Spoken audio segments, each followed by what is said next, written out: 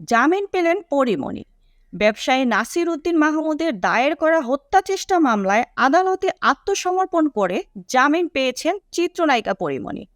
মঙ্গলবার ২৫ জুন ঢাকার senior judicial magistrate M Saiful ইসলামের আদালত শুনানির শেষে ১,০০০ টাকা মুচলেকায় জামিন মঞ্জুর হয়। এদিন সকালে ঢাকার চিফ জুডিশিয়াল ম্যাজিস্ট্রেট আদালতে উপস্থিত হয়ে আত্মসমর্পণ করেন পরীমনি। জানা গেছে, ঢাকার senior judicial magistrate M Saiful ইসলামের আদালতে আইনজীবীর মাধ্যমে এ আত্মসমর্পণ করেন তিনি। বিষয়টি নিশ্চিত করেছেন তার আইনজীবী নীলাঞ্জনা রিফাত সুরভি।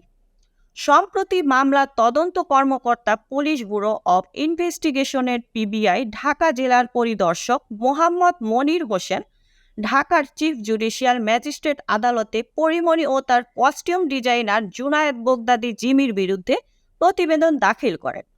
তাদের বিরুদ্ধে মারধর ও ভয়ভীতি দেখানোর অভিযোগের সত্যতা পাওয়া গেছে বলে প্রতিবেদনে উল্লেখ করা হয়।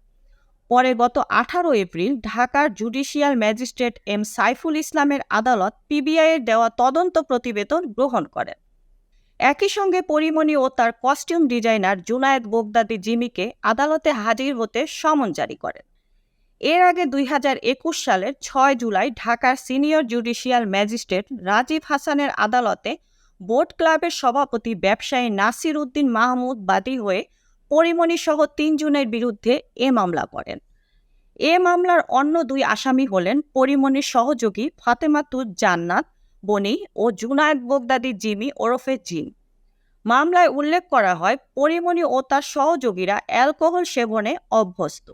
তারা সুযোগ বুঝে বিভিন্ন নামিদামি ক্লাবে ঢুকে অ্যালকোহল পান করেন এবং পার্সেল নিয়ে মূল্য পরিশোধ করেন। পরীমনি তার পরিচিত পুলিশ কর্মকর্তাদের দিয়ে মিথ্যা মামলা করিয়ে হয়রানির ভয় দেখান। বাদী নাসির উদ্দিন মামলায় আরও উল্লেখ করেন, পরীমনি ও তার সহযোগীরা তাকে নাসির উদ্দিনকে মারধর ও হত্যার হুমকি দিয়েছেন ও বোট ক্লাবে ভাঙচুর করেছেন। এ ঘটনা ধামাচাপা দেওয়ার জন্য পরীমনি সাভার থানায় বাদী নাসির উদ্দিন সহ ২ জনের বিরুদ্ধে ধর্ষণ চেষ্টা ও হত্যা চেষ্টার অভিযোগ তুলে মামলা করেন।